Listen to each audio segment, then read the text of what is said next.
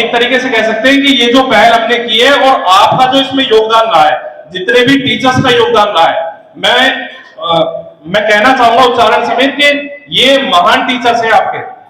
जो आज साथ में फैकल्टी मेंबर्स मौजूद हैं, और आप जैसे छोटे भाई बहन हमारे साथ हैं, और आपके पेरेंट्स, मैं दिल से तहे दिल से धन्यवाद करना चाहूंगा आप सभी का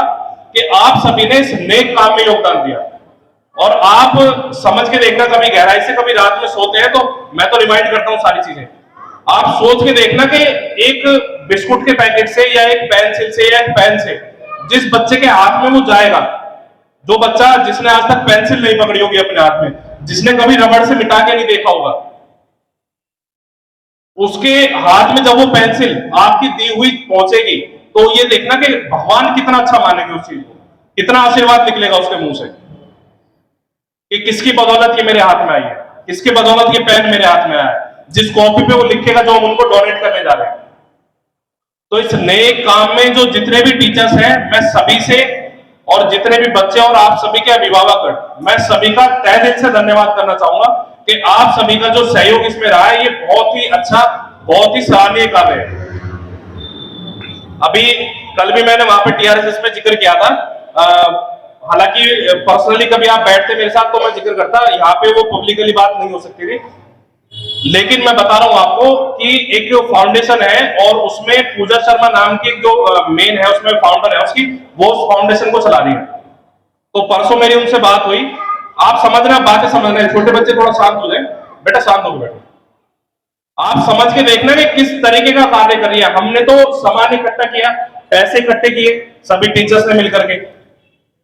सामान इकट्ठा करके हम डोनेट कर देंगे, क्योंकि हमारे पास पैसे थे, हमने सामान खरीदा और डोनेट कर दिया। अब देखना निस्वार्थ सेवा क्या कहलाती है।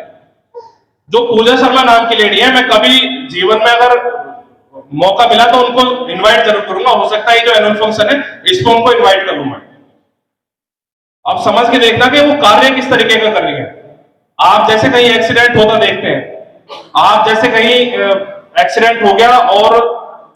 लावारिस है वो चीज, यानी जो आदमी है या इंसान है वो लावारिस है। लावारिस का मतलब है कि उसको पता ही नहीं है कि उसके माँ बाप कौन है, फोन उसका नहीं मिला, पुलिस भी तहकीकात करके थक चुकी, लेकिन उसके वो लावारिस ही घोषित कर दिया जाता है। और दिल्ली के अंदर ऐसी पता नहीं कितनी डेड बॉडीज होती हैं जो मर जाते हैं इंसान, चाहे उसमें लेडीज हो, बच्चे हो,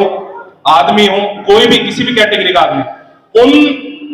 डेड बॉडीज का अंतिम संस्कार करती है वो लेडी पूजा शर्मा नाम की, जो मैं जिनको बता रहा हूं। और जब फर्स्ट टाइम मैंने उनकी वीडियो देखी, इंस्टाग्राम पे उनका चैनल है, फर्स्ट टाइम जब मैंने वीडियो देखी तो मुझे एकदम से धक्का लगा। मैंने कहा यार काम किस तरीके का कर रही है। और असलियत में हम कई बार देखते हैं, जैसे कोई डेथ हो जाती है हमारे घर परिवार में, तो हम शमशान घाट में जाने से भी डरते हैं। होता है नहीं होता,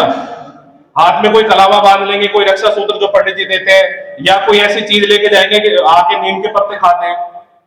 हैं ना, सभी ने देखा भी होगा, सुना भी होगा प्रैक्टिकली। तो हम ये देखो कि हम किस लेवल पे हैं, हम किस तरीके से ये मानते हैं कि शमशान घाट में जाना बहुत बेकार है, बहुत गलत है। उन लेडीज का काम क्या है, वो परमानेंट ही उसमें शमशान घाट में रहते हैं। जितनी लावारिस डेड बॉडीज हैं उनको उनका अंतिम संस्कार करने के लिए, उनका दाह करने के लिए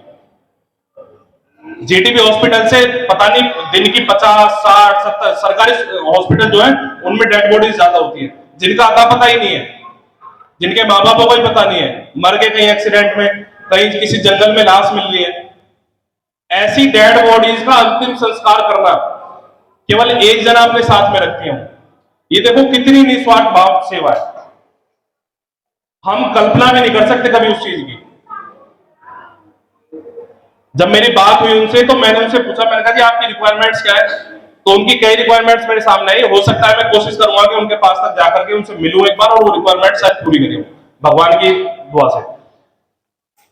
उनकी रिक्वायरमेंट्स थी, जैसे अंतिम संस्कार करते हैं तो उस पर दूध का जो अस्थियां होती है ना उनकी, जैसे मान लिया अंतिम संस्कार कर दिया, उसके बाद जो अस्थियां जिन्हें कहते हैं फूल चुगना,